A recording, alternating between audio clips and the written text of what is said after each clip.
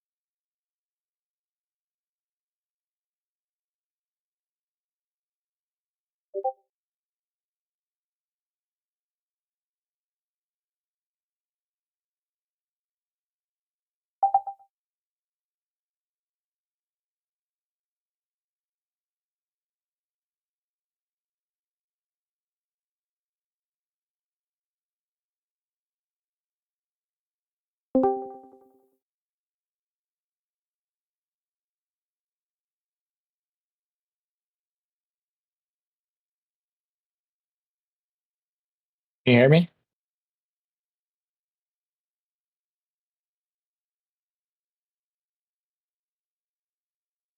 Oh, all right. I think you guys can hear me. I don't know if you can see me. I'm trying to look at the stream, but it's a little bit delayed for us. I think there it is. Yeah. Can you hear me? Am I up on the screen? If I think you lost my video too, but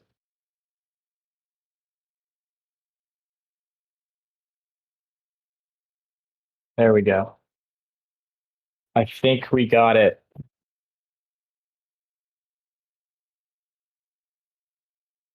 Everybody must have reported us for hearing Crypto Boy for the 10th time. Oh, we- we're pulling up the Discord of my tweets and all the alpha. All right. Well, DCF starts to get that taken care of. We can kind of start to kick things off. I have a lot of good stuff to cover on today's show. Today it's just going to be me and DCF. We will be having a founder session extremely soon. We've been talking to several projects, including SudoSwap, to get some time to have them on the show. So our next one will most likely be with founder or of a DeFi or NFT project, and we'll kick things off from there. But for this week, mainly touching on really the market as it stands. We'll go over some alpha drops that we've each put together and kind of rattle it off from there. But some good stuff for you. I think we kind of had a quick call last Friday, and like maybe after 15 minutes of just rattling off alpha, we're like, yeah, we have to get this in front of everybody and do a market capping episode. So tons to cover. As soon as we get this kicked off with DCF, we can really dive right in. Also, a big news day for crypto with everything happening on from a tornado cash standpoint.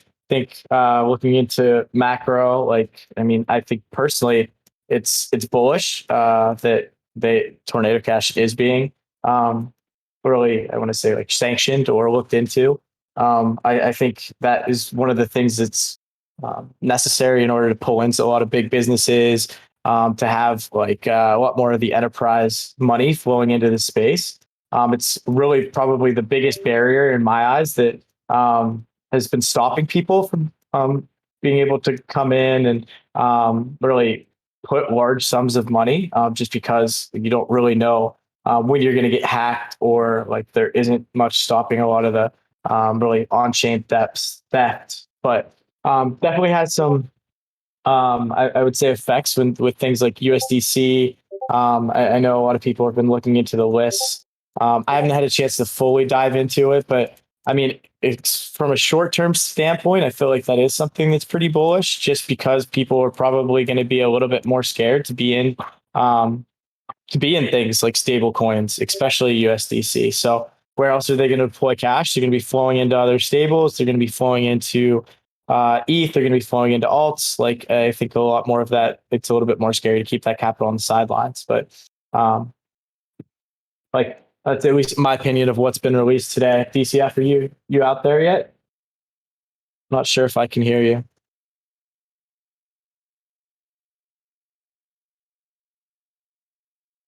Oh, okay. Well, it doesn't look like we have DCF yet. He said he's still working to get set up, but just to dive into some of the content that I had prepared for everyone, and I think what a lot of people probably want to hear out of me for this episode is a lot on the Metis ecosystem. So I have a decent amount that I can cover there while DCF gets set up. Hopefully, he stops being a mute on us here shortly. But with that said, I did have a tweet that went out. I don't know, maybe Thursday or Friday of last week, where I said that I was pretty bullish on the Metis ecosystem going forward, and post some reasoning behind it with a lot of money flowing into really the L2s that are out there.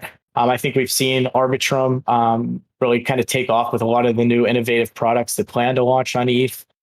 We've seen Optimism really just go absolutely nuts with their launch of their OP token.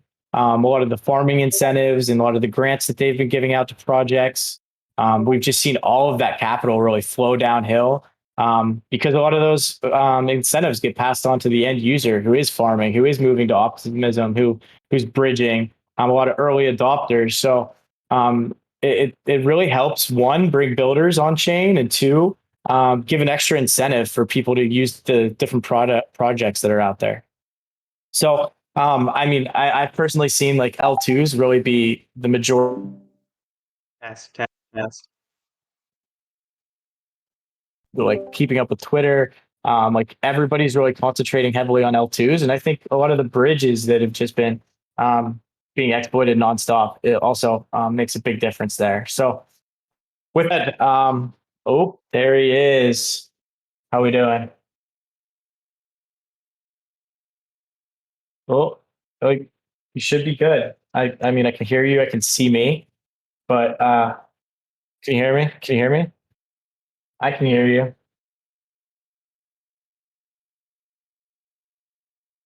I don't know if I can hear you. Like, I don't know.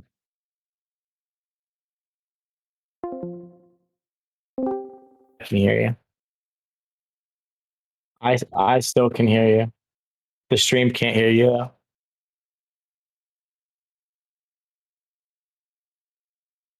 Oh, well, okay. Well, diving into the meta stuff. Oh, I still hear you. Yes, I can. Yes, I can hear you. Yep. So the stream just can't hear you. Your mic's not broke though. Okay. All good. But like with that, one of the reasons that I was super bullish on Metis is because they also have an announced a Test. a Okay, grant everyone can hear program me as now. well. Yep, you good? Okay, I think the stream can hear me and you can hear me. We are good. I'm so sorry about that, everyone. That was a major fuck up on my part. Oh, good. Just some Monday morning or Yeah. afternoon struggles. I had to Uh, fly out of town for a wedding, so then I just brought my PC with me. I was like, "Oh, this will be so easy to do." But when you fuck everything up, this is what happens. But here we are, we get to go. Let's keep the party going, but we were talking about Metis ecosystem, right? yeah, I was diving into some of the meta stuff just because it was Sweet. more of the heavy things I had to talk through. I mean, Yeah. I think the biggest things just being like all the activity that we've seen on L2s lately has been it's been really the place to be if you're really doing anything in DeFi. So I Yeah. think that's going to transition with another really grant program that or incentive program that Metis is launching. I think the thing that really caught my eye the first time I looked at it, I mean, I've used Metis in the past when it first launched. I think everybody really liked it. I liked it as well, but like I don't think I was as um, I don't know, starry eyed about it as everybody else. But like there was a lot of good stuff, a lot of good narratives surrounding it. And it's really, really gotten crushed since. Like, I mean, liquidity is pretty much dried up. Yeah. Like there Yeah. are very few new projects launching there. Nobody has been talking about it. It was pretty much at zero. Like the depths took it about as far as it can possibly retrace. But one of the things that happens with that is like, I mean, a lot of these, even the innovative projects that are out there are like at like 200K market cap and like 100K of liquidity. And like part of the issue with that is it's not easy for people to scale into these projects. So like people who do want exposure like are absolutely sending the price. I think we saw 200 and 300% returns on a lot of these Metis projects last week. And like Yeah. liquidity is slowly starting to shuffle in. And to my knowledge, none of the grants have actually gone out to the projects yet, like the Metis Marathon grants. And when that actually starts, I think that's when you're going to see a lot of these projects have like very heavy liquidity incentives. So instead of just getting paid out in whatever their native token is on like Tevis, NetSwap, Hermes, like they're going to also be paying out in Metis. And I think the beauty of that is like buying in now, you wait like until the actual liquidity incentives drop. And then like what happens is liquidity is added much higher. The majority of the actual funds for liquidity are added at a much Okay, so higher price. okay, I have so many questions. So first, you're saying Do it. liquidity incentives. Are you saying that like all these projects are gonna have pool twos where if I put up like Hummus ETH LP, then I'm gonna farm Metis tokens? Or are you trying to say that the Metis Foundation is giving Metis tokens to all these projects to use however they want, kind of like how Optimism did, or it's specifically for Yeah. liquidity? I think it's a little bit of both. I'm not in those conversations with the team. Like, so Yeah. there, I know these grants are massive. I believe Metis was 100 million market cap and the grants, the Metis Marathon's 100 million. So like last week when I think my tweet went out, it was 150 million market cap. It's up since, but Yeah. with that, like those grants, I think if I'm the Metis team, like saying like, hey, we want to incentivize you to build on Metis, I would almost require a portion of that go to liquidity incentives. Just Okay. with that being the biggest issue they have as a chain. I know a Hmm. few projects that I've chatted with or been in the discords for have said like, yes, at least a portion of like what we're getting from a grant is going to liquidity. So Okay. like as some of that starts to come in, I Okay. expect And the is there any actual way to like liquidity on chain to go. Yeah. Is there any like ranked list of like this project's getting the most tokens, this project getting the second most tokens? Because like ideally we just focus on the ones that get the most because that's likely to get to earn the most of those tokens. I remember Yeah, Optimism had it like based on TVL. Do you know what the parameters are for Metis? I do not. And it's a great question. I think like I'd love to get more info on that from the Metis team. I'd love to know more. Like the few projects I've spoke to specifically about it or gone in their Discord and annoyed them to try and get information around it. Like some of the grants are pretty freaking massive, like bigger than the market caps of a few of the Really? projects. Okay. And I mean, What's a few of them so that are going to get more money than their entire market cap? I mean, hummus is one that got brought Okay. up. Like they turn Yeah, their let's look at fees Hummus. on. So how many, this is a platypus fork, right? I think we both basically Correct. invested in this thing a while ago. But yeah, Yeah. it's been like for me, I was like, oh, I should probably like The market candle. buy some more of this stuff. But like the liquidity on this thing is like 200K. That means there's only like 100K of the Metis half probably, right? And then 100K of the native token. So if you want to size like even 20K into this thing, you're gonna slip it like 10 or 20%, right? So Exactly. how do people acquire this? Or do you think you just wait for incentives to come and that's what's going to bring liquidity along and hopefully you just provide it? Well, you farm. One is like the easiest Okay. way. Yeah. And like, I mean, Right. we've seen TVLs go up, but like, I think Yeah. that's number one. Like, hey, you can farm and start building positions. That's been a Right. lot of what I've been doing. Yeah. Like, I don't have like, I'm not in the hummus Metis LP, but also like, I think this is one where they plan to add specifically some of the incentives that they're getting in Metis to the like liquidity from a team perspective. Like they'll provide a decent amount of that liquidity or work with the Metis team to do it. I don't know like full details on that, and I know like that they've talked about moving in that direction, but that's a big boost if you're farming a project like it's low liquidity, you're building a position, and then like all of a sudden liquidity comes. I think that's a big win because like that's when people like yourself, DCF, the resident whales on the call, like they say like, all right, like now that Hummus has just announced that they're turning on fees for like stable swaps on Metis. Then you have like a lot of the DEXs using their liquidity or AMMs losing their liquidity. Like on top of that, if they're going to be giving out some of their Metis grant to people who have VE Hum, it makes it interesting because the whales haven't had a chance to accumulate unless they've been sitting here really like posting their stables for the past 6 months on the platform. So I think Making that's a small big one. bids. Okay. Yeah. And the Yeah. yields aren't bad. Like DAI's 15%, 12% on That's USDC. yeah.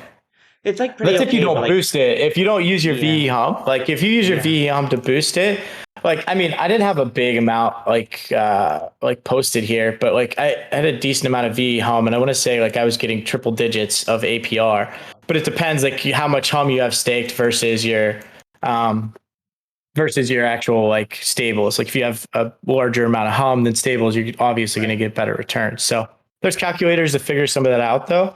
I do Okay. think Yeah. like it's something to have a conversation around like the VE Hum model. So Yeah. like There's this as you boost mentioned, it's calculator, which people can yeah. use if they want. Yeah. Well, think about it from this perspective. Like it is a Platypus fork. And like, I mean, they work directly with the Platypus team now on licensing and code and like everything along those lines. So there probably is a chance that Platypus also turns on fees. But like, if you think about it, like the way that the Medium article read that they posted was they're going to be distributing fees monthly based off your amount of VE Hum.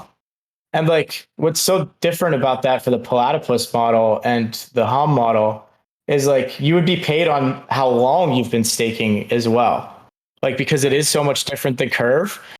So like I think that makes it extremely interesting for people to start like one to aggregate these projects like Hum and like Platypus, but also it kind of changes the game because like if you own like I'm just going to throw numbers out there, say like I don't know 1,000 hummus and you stake it for a very long time, like you're probably going to be actually earning more in rewards than your actual hummus is worth if you break your VE by unstaking it and sell it. So like it's weird because the VE Hum is actually worth so much more staked over a long period of time. I don't want to So go. I don't want to go too deep into the hummus ecosystem specifically, but more on yeah. like the overall. So how do we see exactly how much Metis hummus is getting? Like you're saying they're getting more than their market cap, or is Yeah, that I just like you have to think go to I each think the Discord and number. ask them?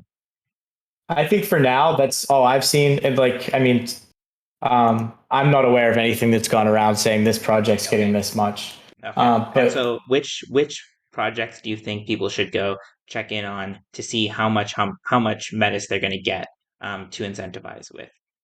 I mean, I think the projects that I've seen that are really worth looking into were Hummus. Like, I mean, obviously that we just beat that one up. But Yeah. Hera is an aggregator. It's a custom Which one? coded aggregator. It's What's like it called? Hera, HERA.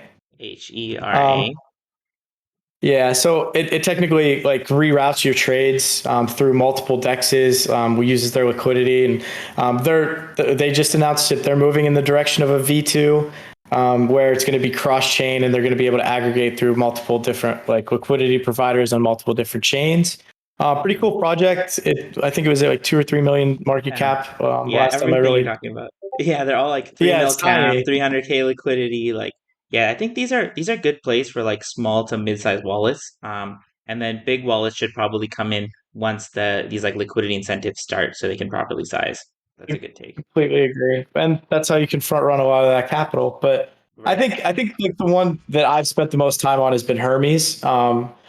It's technically a solid leaf fork, so it's very similar to like Velo on Optimism. And like it has its own bribing system already built in. It's very well built already, and it has a V2 that's launching. They said by the end of Q3, so it's like a month and a half out. Yeah. I would say, and they also have an aggregator called Maya.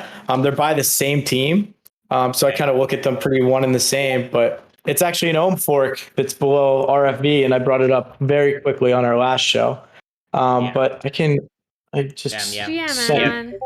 These guys are even it's tweeting that they're trying to increase liquidity and whatnot. So next vote it's distribution is going to coming, help thicken liquidity. Yeah, Hermes Maya. Yeah, that makes sense. Damn, that's and really good. So those are good tips. So look at Hermes, look at hummus. What was the other one? Look at Hera. Any others you think people should look into? I think Teddy's is worth a look. I personally haven't bought any Teddy's. I like the team and I like the project. Their UI is Okay. like amazing. So And what like do they do? I really do it. What was that? What do It's they another do? Dex. It's like so. Okay. It's one of the main dexes there.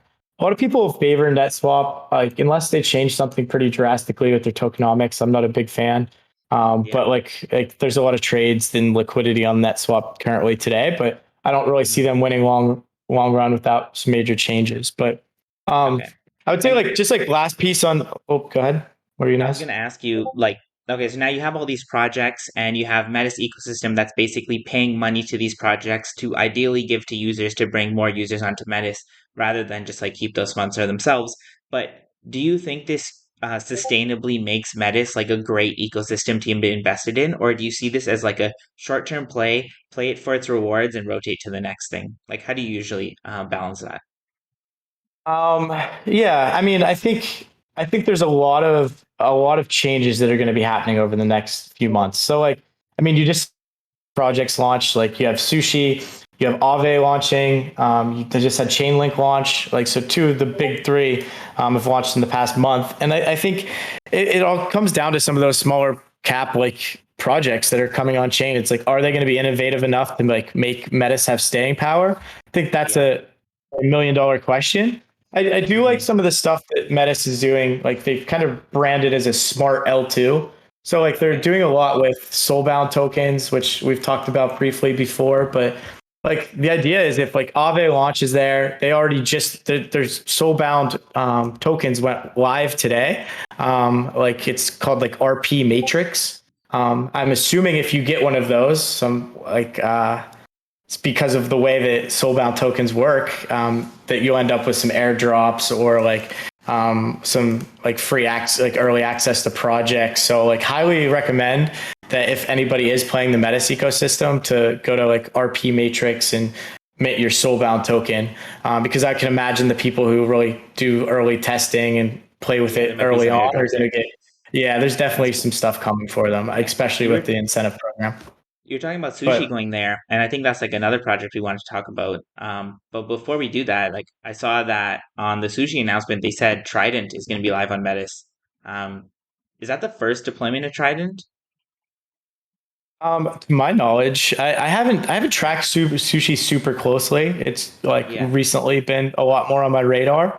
yeah, It just felt like for so long there just wasn't much, and there wasn't much news or development that like was just top of yeah. mind coming out of That's sushi. So crazy. I It's just been forever since I've seen Trident, right? I think we were around yeah. Uni V3. Everyone thought they were going to launch it, and then they went through all that like just Joseph DeLong drama, and I think like Sushi's kind of been on the back burner. But to see them actually deploying this is pretty big because I think it's going to be open source too, right? So now a bunch of different AMMs are going to probably start forking this and doing Uni V3 like ecosystems. So I think if Trident does work, and if this is their first deploy, maybe I missed a previous deploy, this could lead to some other like concentrated liquidity projects on other chains or even on Metis itself. Yeah. And I mean, I think that's a fair assumption. I mean, sushi, I think they're really one of the main dexes on Arbitrum too. Like there isn't a whole lot there when it comes to like dexes, AMMs, at least that like I've really seen. I guess you could say GMX, but most people think of it for longing, shorting, like everything else. But like sushi, like I think has a good chance to take a large chunk of that L2, those L2 ecosystems. But What do you think that's about like another. future of sushi like as a trade? I mean, so I guess some alpha that like I brought up recently was that they did have a proposal that went out last week. Definitely caught my attention to go towards a VE sushi model. It talks about locking for 4 years, putting in a high kitchen, which is pretty much like a board of directors style team, and like it used a piece of some of those like ex sushi fees for. Like to pay like VE sushi holders, but with like I'd be interested to see how it fully gets received by the community, how some of the numbers actually work out. Just because like I mean they're very heavily diluted already. Like I mean they've done a ton of emissions. Like it could be one where I could see this changing a lot of like how they do business and like honestly turning the project around, especially if they launch like Trident, like you mentioned, across a ton of chains and like find ways to make VE sushi Yeah. a Okay, super sushi competitive fees. model. Yeah, I remember O Sushi was gonna become a thing, but it never happened. It's in here, but like Yeah, damn, this is a good proposal. Yeah, I haven't read through it, so I guess like I can't really provide a lot of feedback, but I'm not surprised they're doing VE model. Like everything Mackie touches ends up VE model. That guy loves the shit out of it. So I'm sure it'll be designed nicely. I was actually looking at numbers for sushi the other day. I tweeted a question out being like, are any projects actually revenue positive after emissions?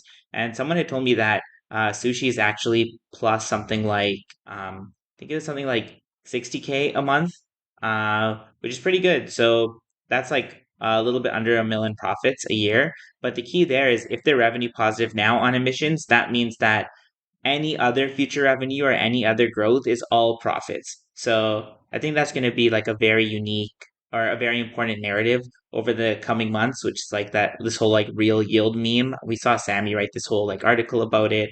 And I think people are going to start to search for projects where the revenues are higher than emissions or where there's no emissions and holders are getting revenues because I think we've all learned that most of these yields are psyops yields where they're just like emitting you more of their own token. And that feels very last year for the space, I'd say. Yeah, I agree. And I mean, I think even some of the biggest projects out there that have big narratives around them because people are like looking for sources of ETH or USDC in order to like kind of supplement through a bearish long-term market. It's they're really just getting crushed by a lot of dilution too, and a lot of people don't realize it. So looking into like after emissions returns is something that I've seen a few people start to do. But the projects that you find that are net positive there are the ones that have really exploded. I know Billy Bob Bagholder has been a big proponent of that, talking about things like Fold. He's also I mean, GMX was a big one from Arthur Hayes, but when you find like some of those low PE, actual low PE ratios, it ends up being a nice return, especially if you're getting large amounts of yield on top of it. Yeah, damn. Yeah, that's really good. The Um, other uh, point that you brought up on sushi before this call while we were chatting was just the Aura integration or potential Aura integration. Curious what you think there because I know you're like huge in the Aura ecosystem. Yeah, at this point, I think like Mackie and the Aura team are just messing with me because they tweet about a new VE project like every day, and Really? I just respond with eyes. So like, I mean, in the past like week, we had like, I mean, obviously Mackie's been connected with SudoSwap in the past, and I saw this proposal, and I was like, like I'm not sure like if any of these people who did this proposal are like connected with Mackie in any way, then like I mean I think that would be a massive one because then I mean you have Aura who is now aggregating Balancer and SudoSwap. Like I think there could be a world where they play nice in the sand and like that might be the long term goal of like maybe leveraging some of Balancer's liquidity across platform or cross chain and like leveraging sushi as like the AMM over top of it. I don't know if that would play out that way, but I could So see yeah, balance is or not Aura's loving if there's a VE sushi yeah, I aggregated was just by gonna Aura. ask that. So Is Aura gonna aggregate more than just Val? Like you know how Convex did they did Curve ecosystem, then they did Frax ecosystem. Is the Aura playbook similar where it's like, okay, we're starting with Val and now we're gonna add sushi or whatever VE project? exactly. Yeah. I mean, I think that's always been their plan is, hey, like what I think what they've criticized, I want to say Convex on is just like spending a ton of emissions extremely early on, or as kind of slow rolling a lot of the emissions so that they can aggregate multiple projects. And I think that's really the thing that's going to send Aura next. Like if there's an announcement tomorrow, like that hey, Aura Stargate or Aura Sushi's coming, or the other one that they actually tweeted about was Wi-Fi. Like Mackie Right. himself tweeted something about VE Wi-Fi. So it's like what that might look like. I don't know. You would think that it has to be another good revenue generating project, like that's been around for a while, Yeah. that also like probably provides some value to connecting with like the already aggregated balancer ecosystem. So we'll see. But like as soon as that's announced, I feel like Aura could easily do multiples from where it sits today. Yeah. So Okay. So something after I'm keeping a sushi, close eye on. what other VE tokens are you looking at? So there's sushi, we said that's a potential. We said VE Wi-Fi is a potential. Um, probably like probably Stargate. Are they doing? I think they're starting to do like lock your Stargate, get the fees from bridging, right? Yes, exactly. So keeping an eye on that one as well. Yeah. It's seen some pretty like large scale buys, like over the past I would say couple weeks, which always catches my attention. But like I also think that even Butterfly could be a good example. I know like you brought up the launch of their new model. But if you could aggregate Butterfly, I think that could be a hugely beneficial one. But I'm not sure. I think they probably have a more drawn out long term plan of like which direction they want to take it, and I'm definitely not in those conversations, but speculating. Sick. Oh, Sorry, I'm did we just just? turning on Do Not Disturb so everyone stops getting the beeps. I did it. I Okay, we're wasn't hearing safe. any beeps, but okay. Other people are hearing the beeps, but we're safe now. Okay, cool. Yeah, I like that. I think that was a good fade What? into Butterfly actually. Yeah. Because Butterfly is I wanted to talk about like projects that are earning money, right? So, like we said before, one of the big narratives that's happening right now is we need to find these projects that actually have profits instead of those that are just emitting their own tokens to collect TVL. Because then what happens if they stop emitting their tokens, the TVL goes away and then the project becomes worthless and then all the investors kind of get wrecked. But going forward, what's going to hold value is projects that generate revenues regardless of what their token price is or regardless of how much of their token they're emitting. I almost think of it like Uber, right? If I go and take an Uber ride, what happens is I Uber will decrease the price of that ride, so I take it, and they will still pay the driver the same amount. So they're basically incentivizing me to take that ride with a discount. So how I see emissions should be similar. It's like if you use our project, we're incentivizing you to use it with a little bit of tokens or a little bit of discount. But if you suddenly stop giving me that discount, I shouldn't stop using the product. It should almost be like a way to attract people to try it, and then they almost get hooked, or it increases your moat, or something along those lines. It shouldn't be the only reason I use the product. And over the past like 2 years, a lot of the reasons we used products were just to farm and dump their tokens instead of being like, oh, I actually want to pay for this or this is actually useful. So for me, what I'm focusing on, especially during this bear, is finding those projects that people are paying to use or other projects are paying to use because they want to or because it's part of their business or because they provide like a useful, valuable service, not just because they want to farm and dump their token. So the first example I really like for that is Butterfly. Now, I'm obviously very biased here because I was one of the founders of Votimac, which then we sold to Redacted, which then turned to Hidden Hand. But Hidden Hand has turned into such like a phenomenal product and is doing like far better than I even imagined. So I just wanted to bring up those metrics. I think I have them shared. I have them here. Where is it? Here. Funky. Okay, I don't know who Funky is, but Funky is damn good at doing dashboards. Yeah, he But if you is. I see go, his stuff all the time. yeah, if you go and you look at the redacted policy metrics and you scroll down to hidden hand, uh, did I miss it? Damn, this dashboard is so good. There's like everything you could ever need to know about the businesses on here. Yeah, I might have missed it. Yeah, hidden hand. Okay. So hidden hand, I feel like how it works is it's like its own separate website and everything like that. And how it works is as a holder of one of these tokens, so Tokamak, Ribbon, Frax, Floridao, Balancer, Aura, I can come to this website and I can use my voting power to get paid to vote for certain pools, and projects will give me their tokens to make that vote. So let's say in Aura, there's like a new Temple Die LP pool, and the Temple team really wants me to vote for that pool to give Aura and ballot missions to. So what they'll do is they'll put up a bribe, and then I will vote for the temple pool, and I will get paid their bribe because I did that, and then they will get admissions to that pool. And that's actually like a very good use case because Redacted doesn't have to pay any emissions at all. All they are doing is becoming that marketplace and that middleman. And if you look at it, the total rewards are actually quite high, like $80,000 for the Aura ETH pool, $70,000 for this like Aura BAL pool, $50,000 for the Badger pool. And for every dollar that goes through Hidden Hand, the Redacted Treasury earns 4 cents of, and there is zero emissions for this product, which is crazy, right?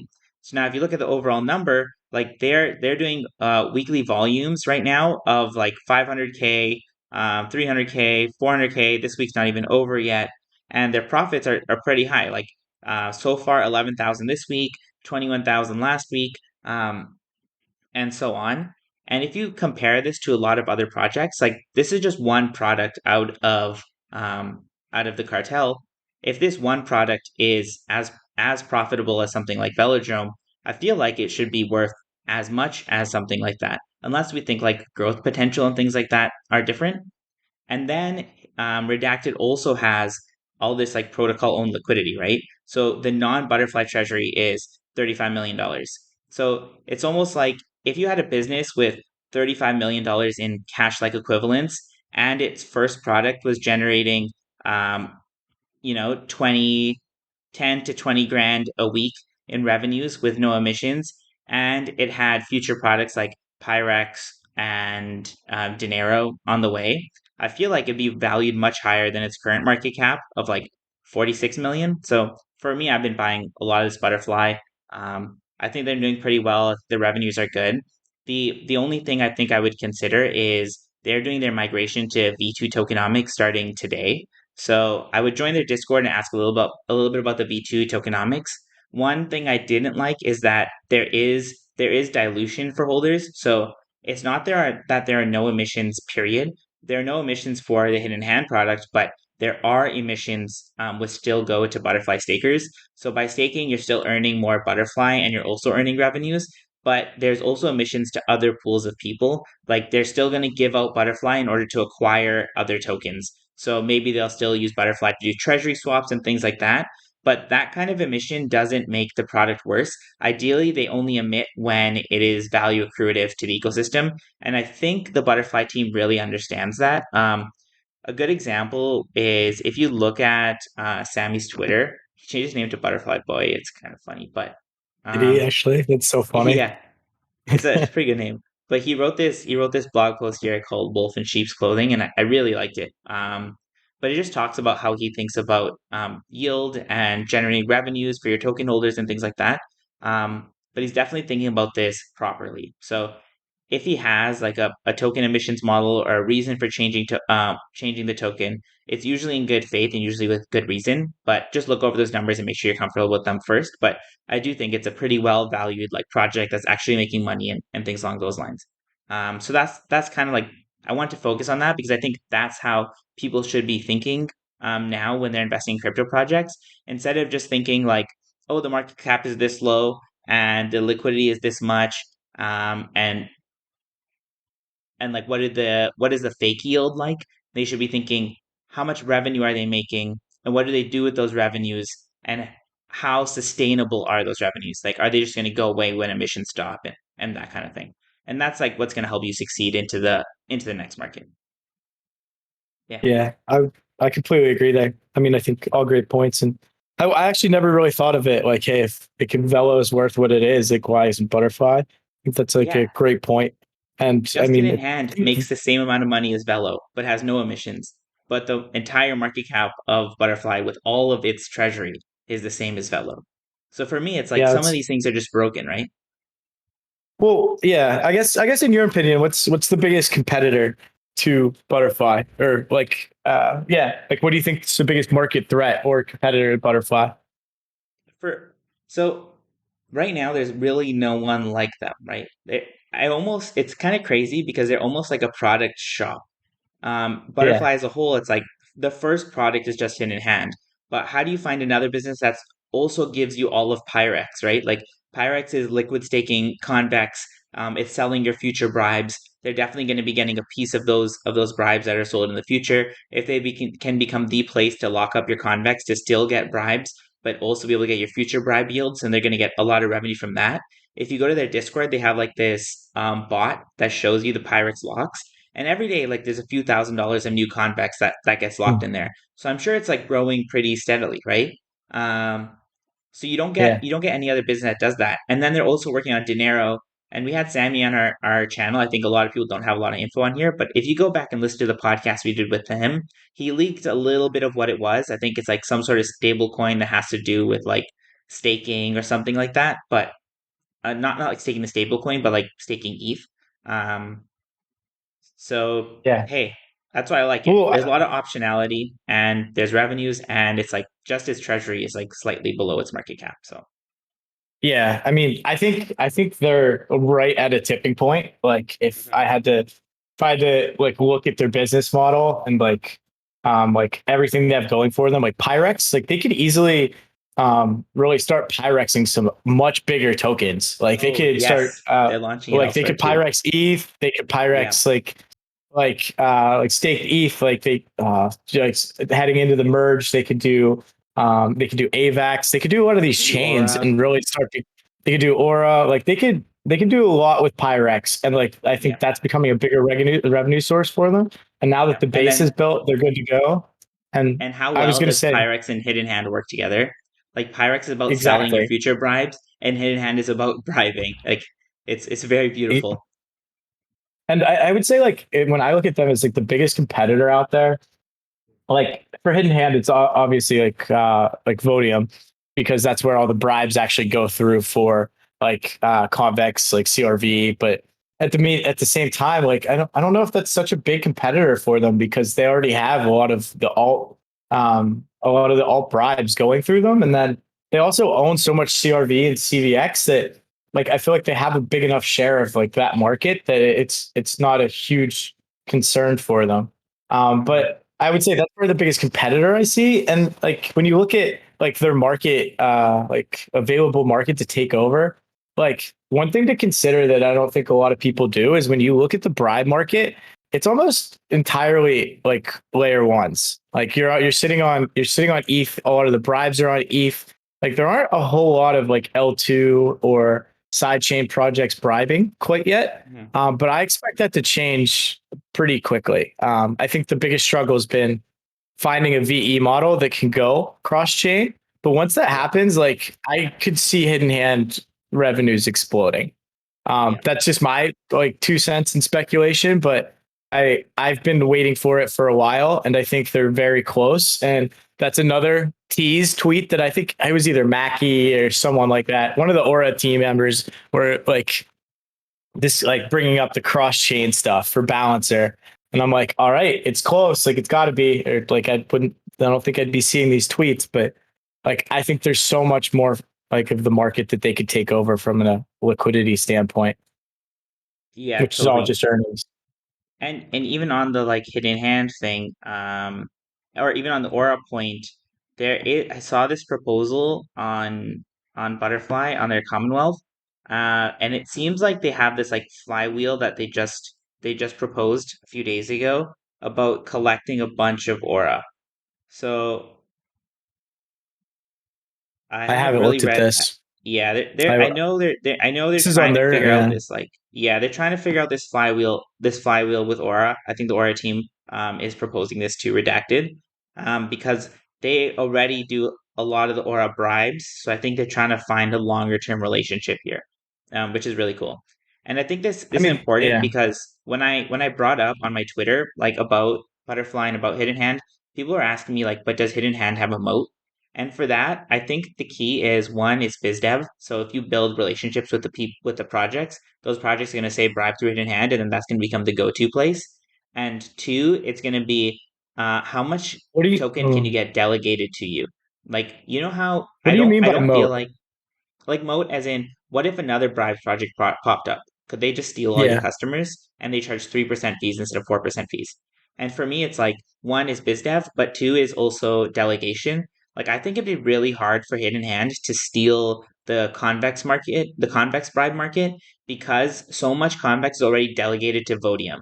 So they would have to get people to undelegate Mhm. and delegate to them and delegate to Hidden Hand instead. And that's actually like a very difficult switching cost, especially for people that have just kind of like set it and forget it and come back every now and then to claim their bribes.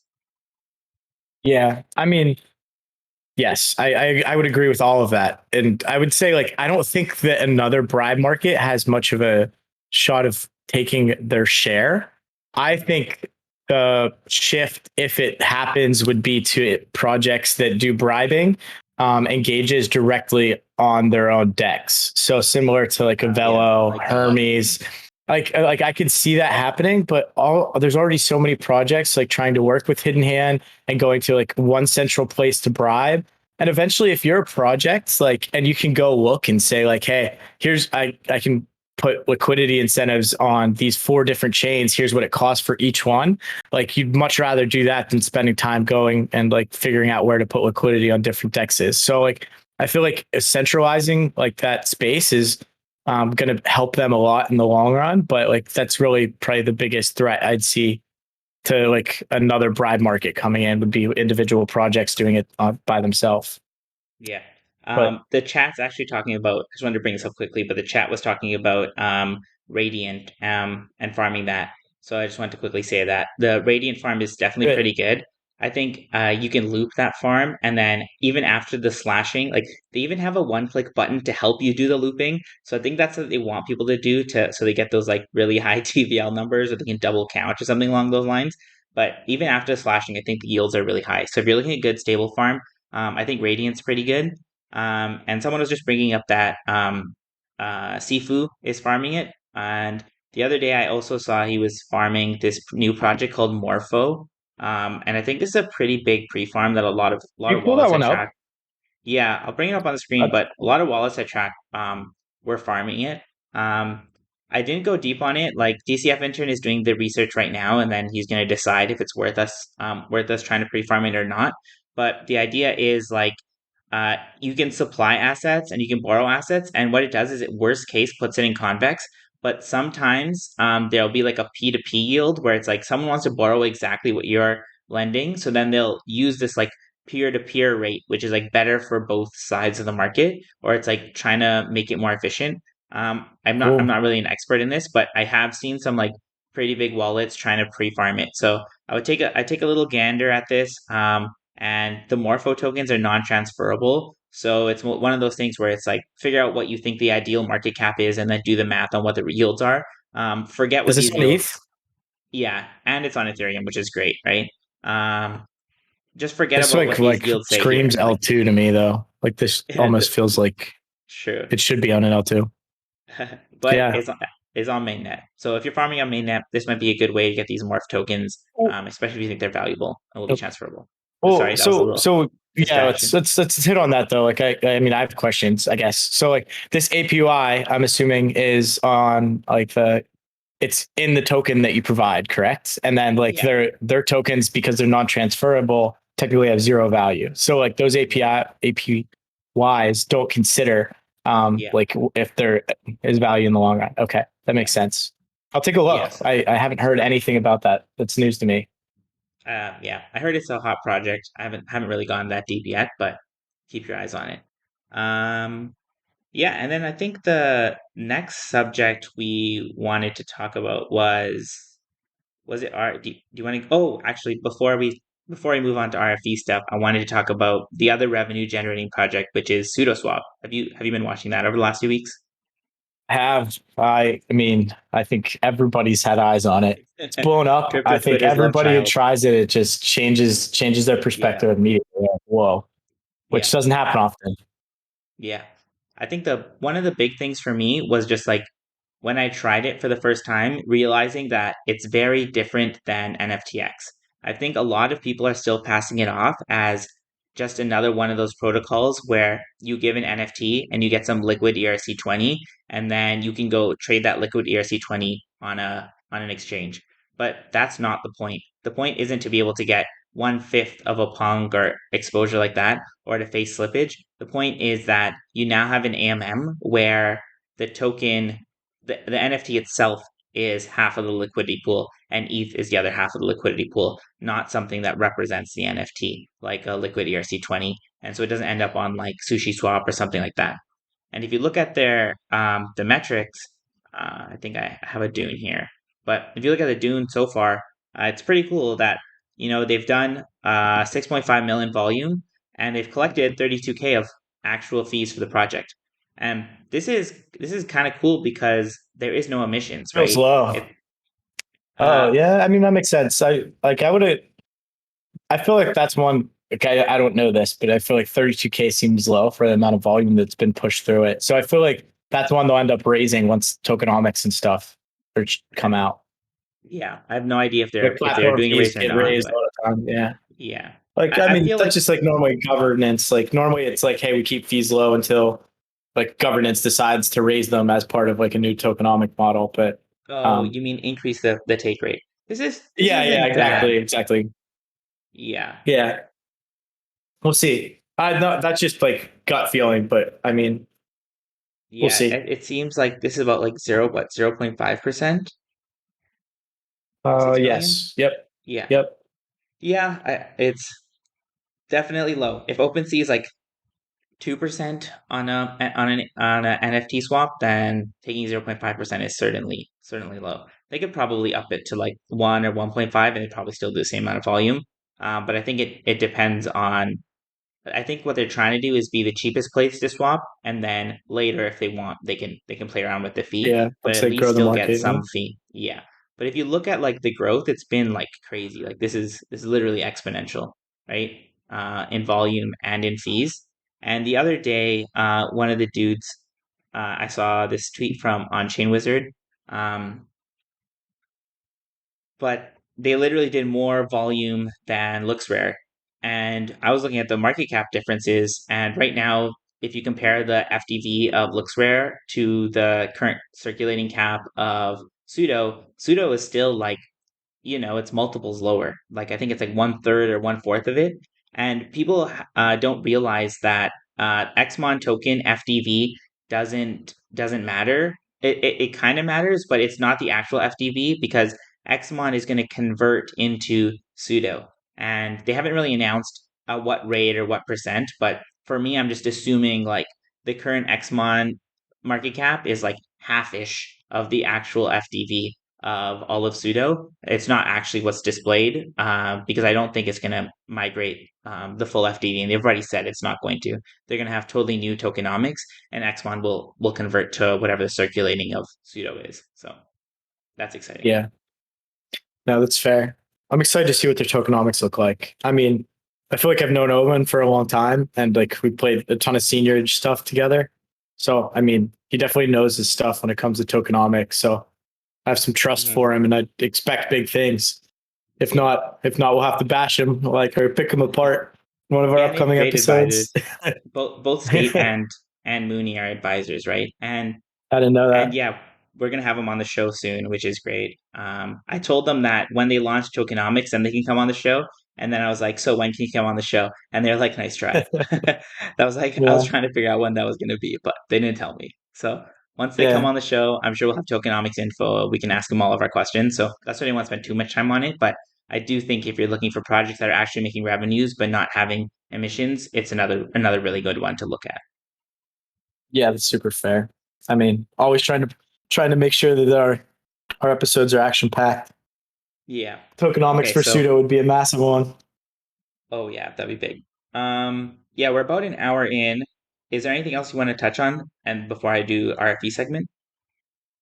The only other thing I had on my list, not super heavy, but I've started to really dive into some of the new L1s that are coming.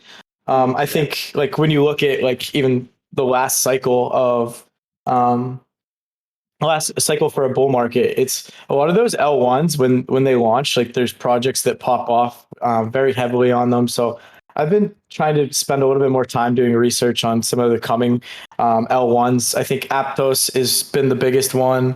I've personally really like Sui, which is by a lot of the Facebook guys. Like FTX Ventures is like making a pretty big investment in them, like 200 million. I think like there's a lot of I would say a lot of upside to what's coming with some of these new blockchains. And like I think it's one area where I plan to spend a lot more of my time here over the next like 2 to 3 months, trying to build positions in some of these. I think when you look back at like last cycle and some of the biggest gainers were things like Sol, FTM. Like once you build a position in some of these L1s early, as they explode and you can shift some of those gains into like small caps or new innovative projects that are being built on top of them, that's where you really multiply some of your gains. But I would say like we'll touch on some of these in future episodes as we go. For the time being, though, super excited about Sui and they're starting to do an incentivized validator program currently. So I remember looking to you're be a trying to part of run a that as validator. well. Did you end up Still being am. able to run it? Are you still trying to figure it out? Infrastructure stood up and we're working through it. So ran into some challenges with it last week, but honestly, I haven't even got back in touch with the guys that I'm doing it with. So working on it though. So they were planning to give I think it's like 2,000 SUI tokens like out to people who do it as like validators for their test net. And then from there, like once they actually go live, you'll be able to delegate your SUI, or you can continue to be like a validator. And like I think 10% of total supply ends up going to validators. So I was trying to get chosen to be a part of that program, finding new and innovative ways to try and earn, I guess, some positions in some of these upcoming L1s. Some exciting stuff coming Nice. down the pipe. Nice. So Yeah, I love it. we'll touch on I've those as been we go, though. I yeah, like I've been over on our next few Aptos. episodes. Yeah, I've been on Aptos a little bit more than Sui, so I'd love to hear how that validator runs or what projects you're looking at and things like that. For people interested, I think it's called yeah, Thala. There, This was the first Aptos project that I've invested in so far. But they're making a stable coin with Move, and some of the people that are running it are people that I know have like built historical stuff, and the people I trust and things like that. So that's what got me excited. Like if these guys are excited about it, I should probably care about it. So I'm looking to them to be like my insight into Aptos ecosystem. Maybe we can get them on an episode once we start talking about it. I would love that. I honestly should push to try and get some of the like somebody heavily involved in like I would say the Move language would probably be great. Yeah. I mean, Oh, and we have I've talked to a few devs that have been super excited about it. So that's normally like I want to say the canary in the coal mine, like something to get excited for when the devs are buzzing about it and saying like how cool it is. Oh yeah, absolutely. On that note, though, we have the Barachain guys coming on next week, so we'll Oh, tweet a time and everything for that, which will be exciting. I didn't know that. Awesome. Let's do it. I added you to the group chat, but I guess now you know. So, All I guess good. last segment is just RFV updates. But before we do that, just wanted to quickly bring up an update for Anita.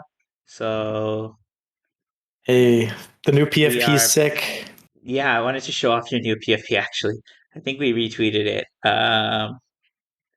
Yeah, here we go. Small cap PFP. So we made small cap a really cool honorary PFP, but every single Anata holder is going to be getting like a really high quality, beautiful one of one PFP because these are the best NFTs you can be. Like they track your face and everything, but using them as a PFP can kind of be annoying because it's annoying to have like a full body PFP. You don't really know where to cut it. It's hard to get like an emotion specific. So we're making our art team is making beautiful one of ones for everyone, so that way you can have a great PFP to use alongside with your NFT, which just makes it even better as an identity, right?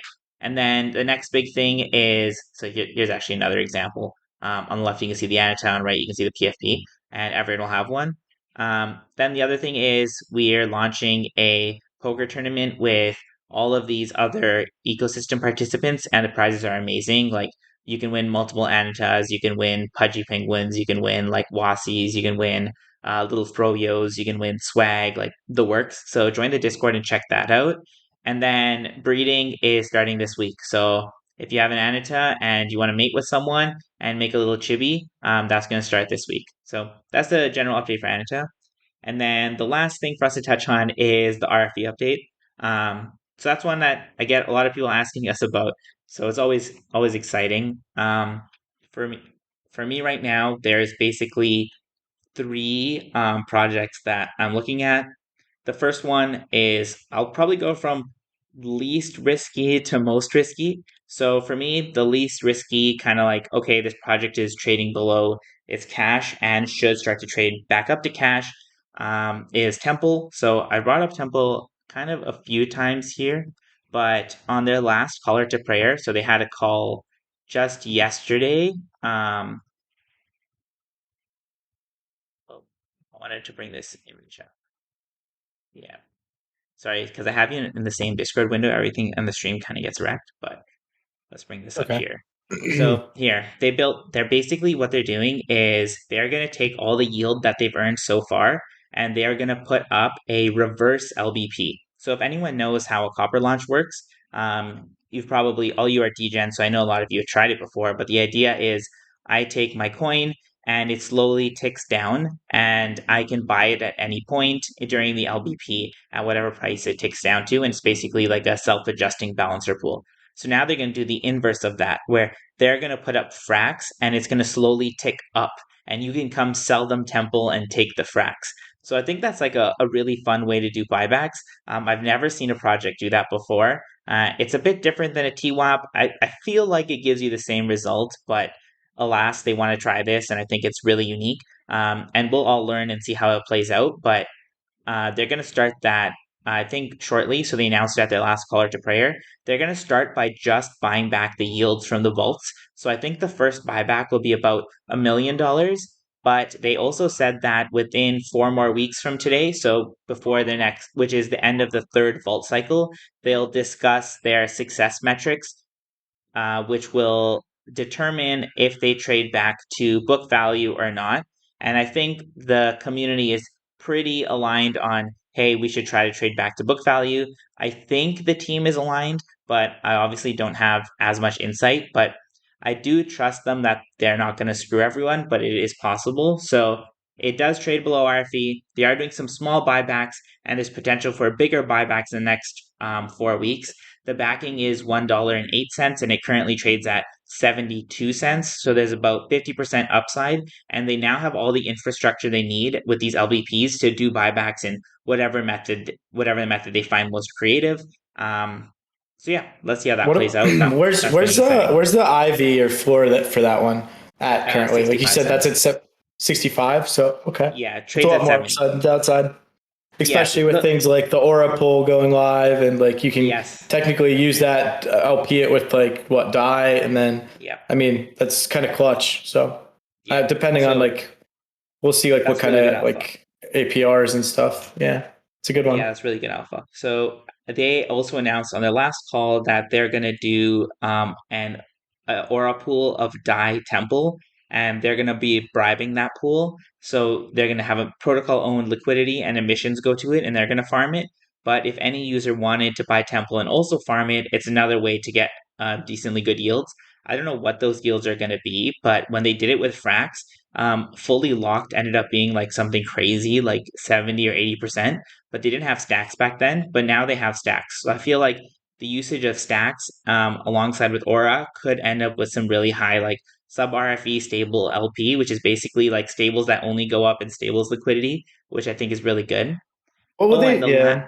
yeah, there was Oh, one more thing which was crazy that they talked about that I really liked, which was they are now partnering with Convex. So if you go to Convex, you know how Frax has frax.convexfinance.com, right? What happens here is if I want to farm the Frax gauges with Convex, I can farm and use their FXS boost to get 2x. And Temple has this product called Stacks that does the time locking for you. So so Stacks has the interesting. time lock and Convex has the FXS lock, and together they could give you time lock and FXS lock. So now they're going to partner with Frax or with Convex, and they're going to be able to give you time lock um, and the FXS boost lock. So hopefully you'll be able to get the full 4x and be completely liquid, which would just be wild. So I'm excited to see how that plays out. I two quick ones on that. One, what will they plan to do with the rewards they farm? So like for Aura, like Yeah. I guess my two questions would be how much capital do they plan to deploy? Um, like if they're farming themselves with Temple Dye, and then two, like what do they plan to do with the rewards? Are they going to lock and then use them for bribes, or are they going to sell and then pass those rewards to holders? Yeah, they sell and pass all the rewards to holders. Damn, I don't like that for my Well, bags, but that's okay. I I understand I why. think Yeah. that's what they I think that's what's proposed right now. Like there hasn't really been a public proposal, but that's how the vaults are supposed to work. You lock in the vaults, they Yeah. earn yields, they sell those yields and buy back temple, and they give that temple to you. But it's possible that they do something else. I don't have enough insight, but if you're curious, I would join and ask in Discord. Oftentimes they do Yeah. try to take long-term stances, so they might not have that. They might not have that option available. I don't really know. So yeah, that's the Fair. first one. I think it's worth looking into. Once again, I know they have a really bad rep, but that's often the reason why these projects trade so far below cash is because hey, they have really bad rep, and then sometimes they can prove themselves and trade above. We saw Redacted and Umami both be two rebase tokens that traded below and that are now trading above. Temple did a very similar thing. They've now turned off all rebases. The Vaults product, I personally think, gets worse as the number goes higher, which is a little frustrating, but I do like the Stacks product, and overall it is all still below RFE. And within the next 4 weeks, they're going to have concrete plans, or at least they say they're going to have concrete plans to somehow get back to book value. So for me, it's a 50% upside, not much downside. If you're willing to wait a long time, then it'll get back there someday kind of trade. And the team doesn't seem too evil or anything like that. So that's number one. The second one that is now below RFE once again, I think it's like the third time it's gone below RFE, has been Wonderland. So the website I use it is frogs.army to track this, but the current backing is like 32,000 per W memo. Yeah, 33,000 per W memo, and the market price is 22,000. So there's like over 50% upside to get back to backing. And Wonderland already passed the proposal that says that every 4 months, I think it is, they have to do a redemption. So the next redemption, I believe, is in October. So in October, you're supposed to be able to claim 33K for every W memo. And a lot of it is USDC now. They swapped a lot of their MIM to USDC. So I feel like there's good opportunity on collecting that spread. But there was a curveball, and this is why I didn't buy it. So I saw that, I don't know. For me, it's not that it's bearish or anything, but Danny came back, and it seems like he really wants to launch a new token and start to like not really trade with the treasury, but build more products with the treasury and things like that. And because Skyhopper is no longer the treasury manager, I'm not sure if they're going to honor the redemption proposal from the past. They might not. So I feel just a little skittish. So I've been avoiding it and just waiting it out. I want to see what happens with what Danny's return means. They've been talking about new tokenomics. So I'm waiting to watch that out. And then if I see that, hey, they're still going to protect backing, or the backing is still a thing, even after this new token or whatever it is he's up to, then I'll probably start accumulating. So there's that one. And that one, like, I again, would say like quick comment on that is like, I mean, I know Sifu, like big user of yeah, Tornado Cash too. If they have a massive treasury of USDC, like I worry a little bit that they end up with frozen USDC or something. that is So a I'd kind good of, concern. yeah, I would, that's the one thing that like you just going through that made me think of that is definitely something you want to keep an eye on and probably look through the lists of addresses and stuff like that. Yeah. Because they've had some trouble in the past. Yeah, no, I totally agree. I know Sifu, his wallet itself has definitely used Tornado Cash. We saw when everyone was attacking him, he was like pushing a lot of ETH into Yeah. Tornado. So it's definitely true that like Wonderland has sent ETH to his wallet, which has gone to Tornado. So maybe they like start banning double hops or things like that. So actually, that's a really good point. So another risk to consider. That's why I haven't really bought this one yet, because I feel like it's in a little bit of disarray compared to where it was in the last redemption. So even though there's a proposal that went through that was a yes, that you should be able to redeem in October, there's just too many question marks out there for if it'll actually happen or not. So waiting a bit on that one is my stance.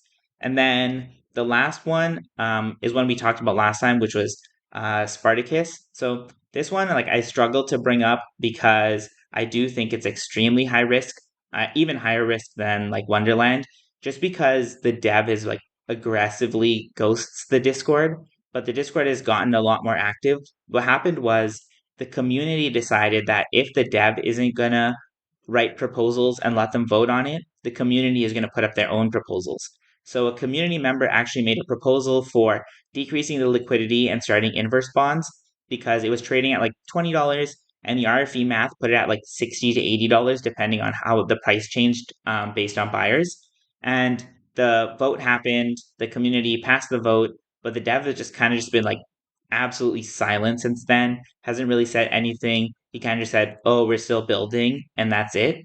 So the official stance seems to be, no, we're not going to honor the community proposal. So it's a very high risk, very likely to turn like RFVers play PvP against each other situation.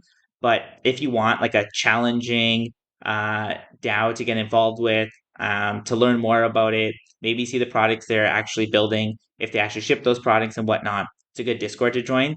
But I wouldn't give you a buy or don't buy decision. But I would say that there is RFV there and there are people fighting over it. And it's like there's a reason it's priced at like a quarter or a third of what the backing actually is. Yes, Very as we fair. saw in the comments, challenging is an understatement. So it's hard mode, I would say. Easy mode to hard mode. Probably easiest one, buy temple, stake it. I think number is gonna go up. Wonderland, it's a question mark, depends on what happens with Danny, depends on what happens with USDC, and then Spartacus, very hard mode. It might even take like a year plus. God knows what happens there. That's my RFV update. Oh, that's good. Very good. I mean, I really do like the temple play. That has like Yeah, my I mind like it too. spinning now. Especially because I there's think so there's much some value there. liquidity. Yeah, there's tons of liquidity, so you can really size in. But yeah, Yeah. I mean, if you get some good, like if they start bribing or like, I can see it being worth it for them because they're going to be farming it themselves. You can count it almost as a stable position because it's paired with DAI and like there's a limited downside to what, like 65 cents, I believe you said. So it's like, all right, like you can't really lose that much. You can technically count that as a stable farm. It'll probably earn a ton of aura. Like, I mean, there's a good chance that that one ends up being a great LP. So I'll keep an eye on that. I like it. I wasn't aware either.